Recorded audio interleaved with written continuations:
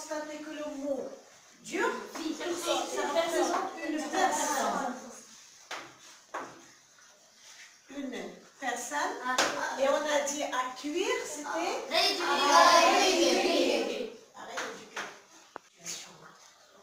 en rapport avec le sujet qu'on a travaillé la dernière fois. Ah oui. Car il a beaucoup gardé son silence. Il a beaucoup gardé son silence, oui. Et quand on garde le silence, à un certain moment, on réagit. Notre personnage a gardé le silence. Et à un certain moment, il s'est révolté. Donc, le problème qu'il vit maintenant, c'est quoi? Non, il n'a pas de père. Donc, c'est soit que la famille, les parents se sont divorcés, soit son père est mort. Mais le problème qu'on a ici maintenant, il n'y a pas quelqu'un à qui il va confier. Donc, il a besoin de quelqu'un à qui elle va confier. Bon, le problème, donc, chez elle, c'était quoi? C'est la présence de qui? Son beau-père. Son beau-père. Aussi, donc alors, c'est pas n'importe quel beau-père, c'était le troisième. Et de plus, dans le texte, la signalé un mot. C'est le pire. C'est le pire. Donc déjà, peut-être qu'il a vécu des problèmes avec les deux autres, mais là, c'est le pire. Autre chose, avec le beau-père, il y avait des conflits. Oui. Hein? Comment on a qualifié ce mot conflit? On a ajouté le mot avec les conflits. Comment étaient les conflits entre elle et le père? Toujours. Toujours. Si je vous dis, à votre avis, d'où vient le problème? De sa mère, parce que... De sa mère. Pourquoi, à ton avis? Parce que le premier jour... Le problème vient de la mère, oui. Le problème vient de la mère parce que le premier jour où la mère a fait rentrer le beau-père à la maison, elle n'a pas... Quand elle a décidé de rentrer le beau-père à la maison, se remarier, elle n'a pas pris le choix de sa fille. peut-être qu'il n'a pas discuté d'abord le sujet avec sa fille. Et de plus, tant qu'il y a deux autres, peut-être c'est le problème de la maman, on ne sait pas.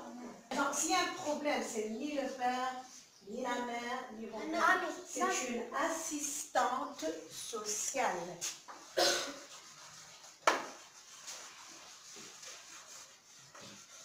Une assistante sociale. Donc, la première chose qu'elle va faire pour rééduquer cette fille, qu'est-ce qu'on doit faire pour elle et son beau-père? On va? Il faut l'éloigner. Donc, premièrement, pour la rééduquer, donc il faut l'éloigner. Donc, éloigner donc Carly de son beau-père. Pour arrêter d'abord ce conflit qui était pas mal. Alors, où va-t-on emmener Carly? Elle va y aller dans la rue? Dans une autre maison. Dans côté d'Horizon. Hein? À côté d'Horizon. Il va vivre dans une autre famille. Une famille qu'on appelle une famille nourricière. Pourquoi? Parce que la première fois, il a changé de père. Et cette fois, il a changé toute la famille. Il a changé toute la famille. Est-ce que la famille est au courant de ce qui lui est passé ou non? Non. Si. Parce que s'il y a l'assistante sociale, elle ne va pas mettre l'enfant parce qu'on va rééduquer, on va corriger. Donc on va savoir où on va mettre l'enfant, à qui on va confier l'enfant. Donc déjà, la famille est au courant de ce qui s'est passé. Carly, peut-être qu'il ne va pas accepter.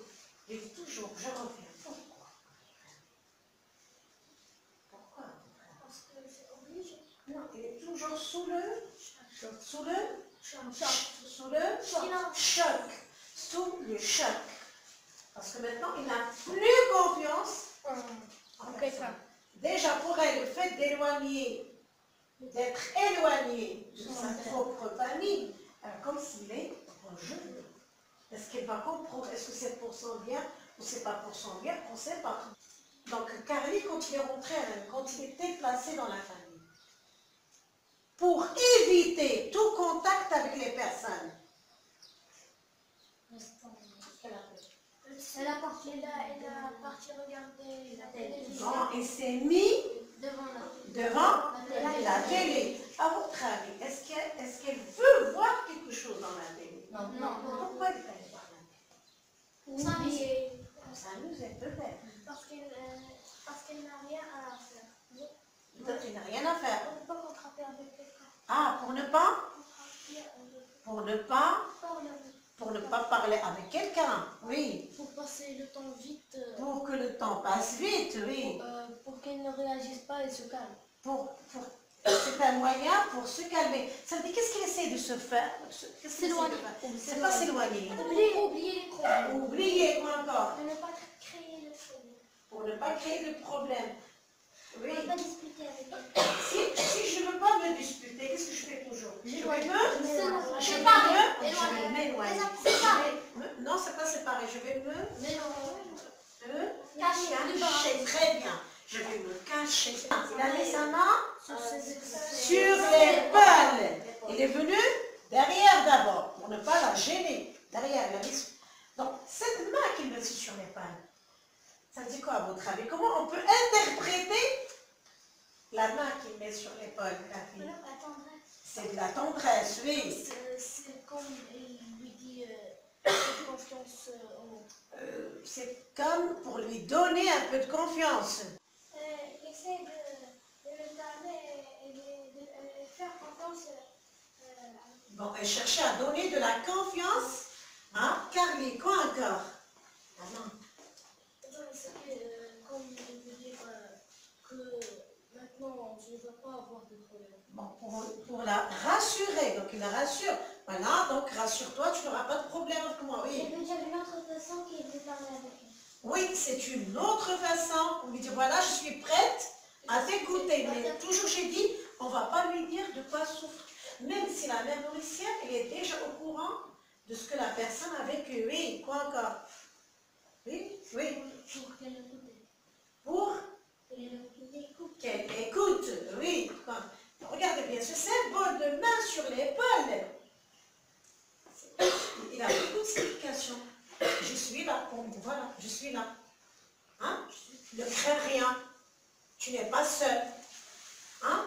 Oui. Je ne veux pas te poser des problèmes. Je ne veux pas te créer. Au contraire, si je suis là, je vais t'aider à résoudre tes problèmes. Bon. Alors maintenant, on va voir comment va-t-elle la corriger. Voilà. Comment va-t-elle la corriger? Qu'est-ce qu'on peut proposer pour la corriger? Hein? C'est-à-dire, pour qu'on vous corrige, on vous donne des gags. Là, on vous gâte. Je commence d'abord par leur proposer un titre avant de voir le texte. C'était une dure à cuire. Puis je leur dis, voilà, ce titre-là, quelle sorte de texte va-t-il nous donner? De quoi on va parler? Bon, puisqu'il y a dur et puisqu'il y a cuire, directement, on est passé pour les plats. Un plat qui demande beaucoup de temps, un plat, vous voyez, une recette. Puis, donc, dans un deuxième temps, j'ai distribué le texte.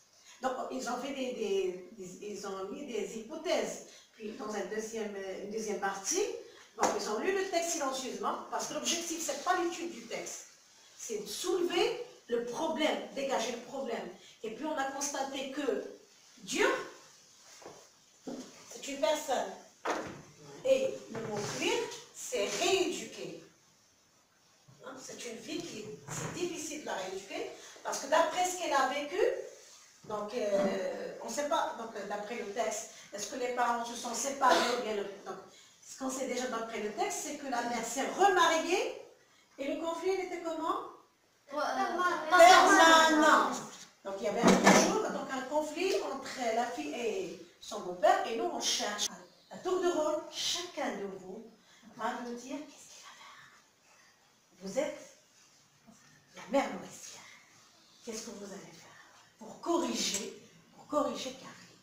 Bon, parce qu'après je vous ai dit, donc comme j'ai dit l'autre groupe hier, après on va essayer de faire sortir Carly de notre sujet, et on va mettre un élève de notre classe. Pourquoi? Un élève de notre classe garde le silence. On ne sait pas s'il y a des problèmes, mais on va laisser, parce que nous, ce qu'on cherche, ce n'était pas les problèmes des familles, mais on cherche pourquoi il ne réussit pas dans son année scolaire. Pourquoi il y a des problèmes, pourquoi il y a des mauvaises notes.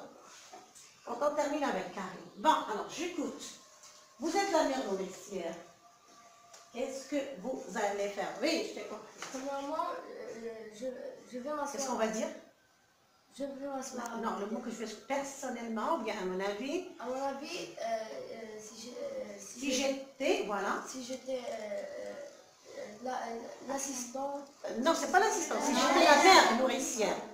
La mère nourricière, je vais m'asseoir à côté d'elle. Très bien. Donc, quand tu t'approches à côté de l'elle, c'est un symbole de quoi? De créer une relation amicale. Bon, pour créer une relation amicale. Si j'étais la mère nourricière, je vais sortir avec elle. Oui, donc, organiser des sorties, oui. Et puis, je vais jouer avec elle. Oui, je vais me mettre à son âge. Je joue avec elle. Oui. Je lui parle des sujets qui intéressent. Les enfants de son âge. Il n'a pas soulevé le problème. Pourquoi? Parce que... Le parce que c'est quoi? Ah, le parce que c'est quoi? C'est